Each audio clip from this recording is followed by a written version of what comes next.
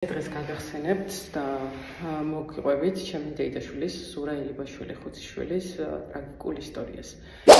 იმ მრავალ მიზეზთაგან, რის გამოც მე პროტესტში ვარ, ზურას ამბავი ერთ-ერთი პირველია ჩემთვის და იქნებ თქვენს სოლიდარულები იყოთ ჩვენი ოჯახის მიმართ.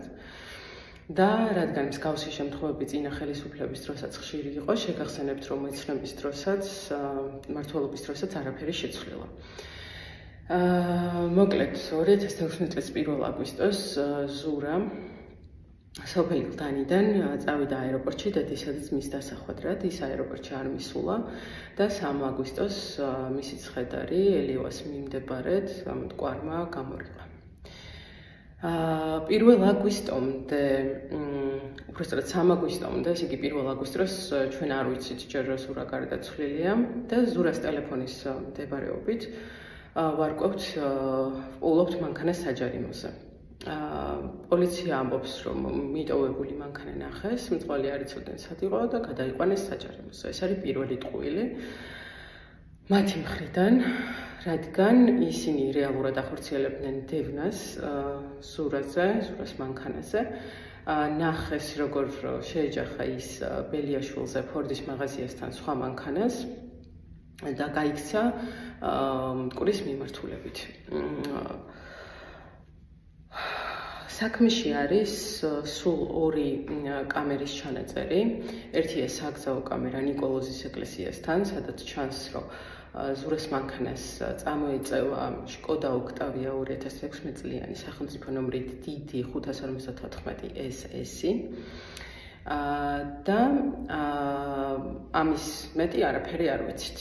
აქედან 13 წუთში ზურა ჩნდება ვახუშტის ხიდთან, ის ასწრებს საპატრულო პოლიციის მანქანას და ამ პოლიციის მანქანის კამერა იღებს, რომ ზურას აქვს ჩართული ავარიულები, ერთი საბურავი დაშვებულია, საერთოდ ძვრება მერე მანქანას საბურავი მარჯვენა წინა და ზურა დისკზე აგრძელებს გადაადგილებას იმ ადგილამდე, ბელიაშვილამდე და გადმოდის მანქანიდან და გარბის ფორდის მაღაზიასთან არსებულ მინდორზე მტკვრის მიმართულებით. ორივე პოლიციელი, ესენი არიან გიორგი კუჭაძე და მათე ხაზალია,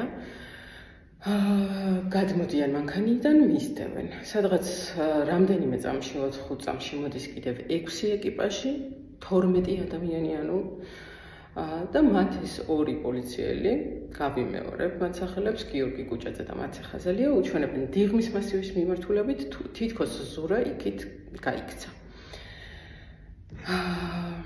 აქ მთავრდება ეს ჩანაწერი კამერის ანონიმურად ჟურნალისტებს მიაწოდეს. ანუ ესეც არ გვეცოდინებოდა. გვექნებოდა მარტო ის ნიკოლოზის ეკლესიის კადრი. არ მოუღია გამოძიებას არც ერთი სხვა კამერის ჩანაწერი, არც კერძო, არც საგზაო და რამხელა მონაკვეთია, ანუ ბარათიშვილის ხიდზე ადის, გადადის მარჯვენა სანაპიროზე მარცხენადან, იქ ყველაზე მთავარი რაც არის ფორდის მაღაზიის კამერა, რომელსაც უნდა დაენახა ზუსტად საით გაიქცა, ზუსტად რამდენი ადამიანი დაედევნა და რა მოხდა. ზურას ოჯახმა ადამიანის უფლებათა ცენტრის საშუალებით მიმართა ადამიანის უფლებათა ევროპულ სასამართლოს სტრასბურგში 2021 წლის სექტემბერში და უკვე 24 წლის თებერვლის ბოლოს მიიღეს პასუხი, ანუ სასამართლო მიიჩნია, რომ სახელმწიფომ ვერ უზრუნველყო დამოუკიდებელი მიუკერძევებელი და ეფექტური გამოძიების ჩატარება და დააკისრა სახელმწიფოს 12,000 ევროს გადახდა მორალური ზიანის ანაზღაურების მიზნით ზურას ოჯახისთვის. ასევე დაადგინა, რომ ზურას სიკვდილსა და პოლიციის მიერ მისდევნას შორის კავშირი აშკარაა. და კამერების ჩანაწერების არარსებობაცა და პოლიციის და არა პროკურატურის მიერ საქმის წარმოებაც დარღვევად იქნა მიჩნეული. რაც გამომრჩა იყო გვამზე ჩატარებული ექსპერტიზის დასკვნა, რომელშიც ნახსენებია, რომ ზურას სიცოცხლის დროინდელი დაზიანებები, მრავლობითი სისხლნაჟღეთები და ნაჭდევები აღენიშნებოდა მარჯვენა პრიმალის, მარჯვენა თვალბუდის, ზედა ტუჩის, ორივე მუხლის, სახსრისა და წვივის მიდამოებში. და სიკვდილის მიზეზად მითითებულია ასფიქსია, რომელიც წყალში დახრჩობით განვითარდა.